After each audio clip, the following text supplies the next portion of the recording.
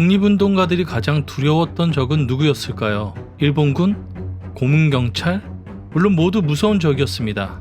하지만 어쩌면 더 무서운 적은 따로 있었을지 모릅니다. 바로 내 옆에 앉아 있었던 사람, 함께 밥을 먹고 함께 작전을 짜고 함께 태극기를 숨기던 사람. 그런데 그 사람이 일본 경찰에게 내 이름을 넘기고 있었다면 어떨까요? 일제강점기의 독립운동은 총칼과의 싸움이었습니다. 하지만 동시에 보이지 않는 정보전이기도 했습니다. 오늘은 독립운동을 흔든 밀정 탑5.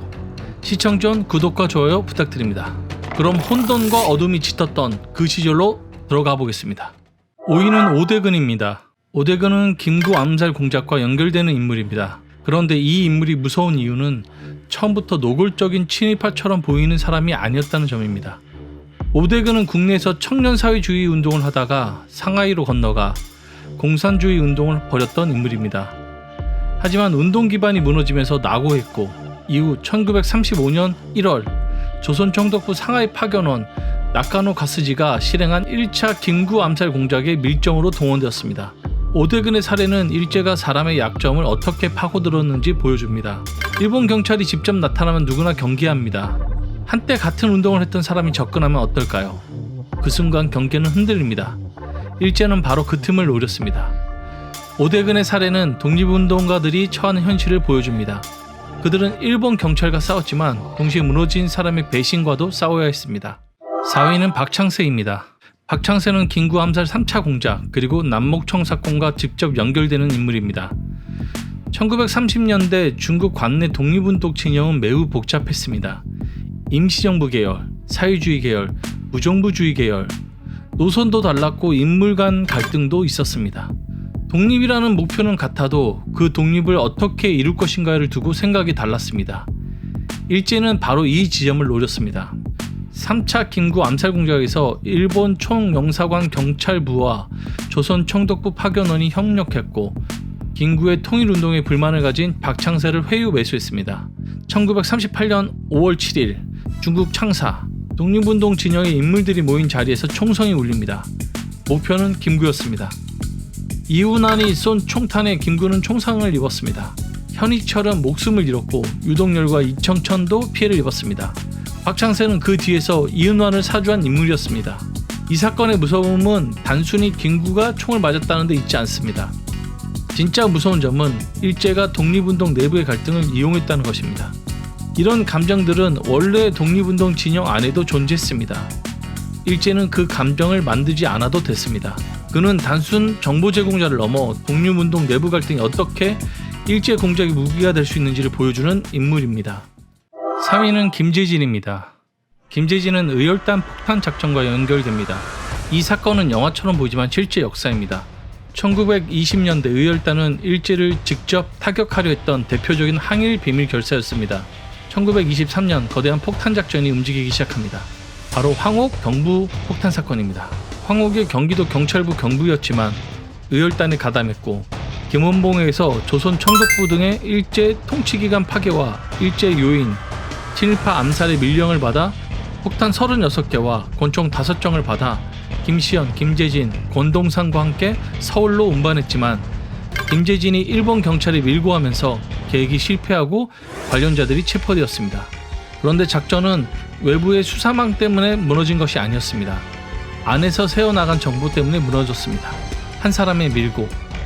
이게 밀정이 무서운 이유입니다. 밀정은 총을 쏘지 않아도 됩니다. 그저 정보를 넘기면 됩니다. 김재진의 밀고는 독립운동이 얼마나 위험한 정보전이었는지를 보여줍니다. 2위는 배정자입니다. 배정자는 앞의 인물들과 결이 조금 다릅니다. 오대근, 박창세, 김재진이 독립운동 내부 또는 주변에서 작전을 흔든 인물이라면 배정자는 일본 권력과 직접 연결된 조선인 정보원에 가까웠습니다.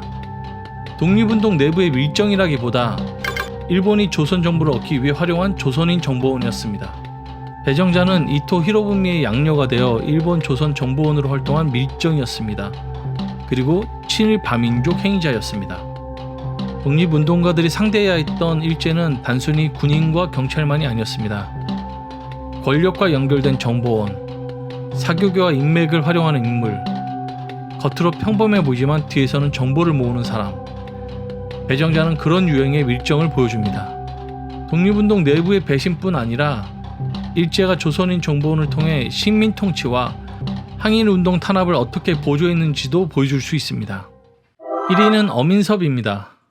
어민섭은 1907년 안중근과 의정제를 맺었고 항일 의병을 일으킬 목적으로 청년을 모으고 총기와 자금을 마련했으며 1908년 동의회 부회장이 되어 국내 진공작전 때 자영장을 맡았습니다. 여기까지만 보면 그는 항일운동가에 가까운 인물입니다. 이 정도면 독립운동 서사에 들어가도 이상하지 않았습니다. 그런데 이야기는 여기서 뒤집힙니다. 1910년 나라가 빼앗긴 뒤 어민섭은 일본 밀정으로 변절합니다. 어민섭이 1911년 무렵부터 일본 측에 독립운동 정보를 제공했고 블라디보스톡에서 발행됐던 대항보의 활자 1만 5천여 개를 일본 측 지시에 따라 훔쳐 발행을 중단하게 했습니다. 또 독립운동가에게 체포되었던 밀정 서영선을 탈출시키는 데 관여했습니다. 북빈 의원당 관련 정보와 일본 공사 암살 계획 정보도 일본 측에 제공했으며 1920년 15만원 사건 과정에서 밀정 사실이 발각되었습니다. 독립운동가들에게는 거의 악몽 같은 일입니다. 왜냐하면 어민섭은 독립운동 세계를 알았습니다. 일제가 가장 원하는 것은 이런 정보였습니다. 일본 경찰이 아무리 감시해도 외부에서 쉽게 알 수 없는 것들, 어민섭은 그런 세계 안쪽을 알던 사람이었습니다. 그 배신은 훨씬 치명적입니다. 독립운동은 목숨을 건 싸움이었습니다. 하지만 어민섭 같은 인물의 존재는 그 싸움이 단순히 일본과 조선의 대결만이 아니었다는 걸 보여줍니다.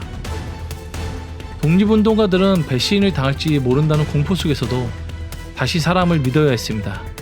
그게 가장 잔인한 점입니다. 독립운동가들이 싸운 적은 일본군만이 아니었습니다. 그들은 보이지 않는 적과 싸워야 했습니다. 그래서 독립운동은 단순히 용기만으로 되는 일이 아니었습니다. 여러분은 어떻게 생각하시나요? 댓글로 여러분의 생각을 남겨주세요.